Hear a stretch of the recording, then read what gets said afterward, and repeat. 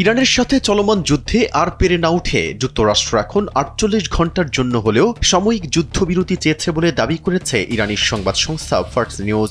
আধা সরকারি এই বার্তা সংস্থার প্রতিবেদন অনুযায়ী গত ২ এপ্রিল একটি বন্ধুত্বপূর্ণ তৃতীয় দেশের মাধ্যমে এই প্রস্তাব ইরানের কাছে পাঠায় ওয়াশিংটন। মূলত মধ্যপ্রাচ্যে মোতায়েন করা মার্কিন বাহিনীগুলোর উপর ইরানের ক্রমাগত চাপ এবং রণক্ষেত্রে ব্যাপক ক্ষয়ক্ষতির মুখে এই পদক্ষেপ নিয়েছে ট্রাম্প প্রশাসন।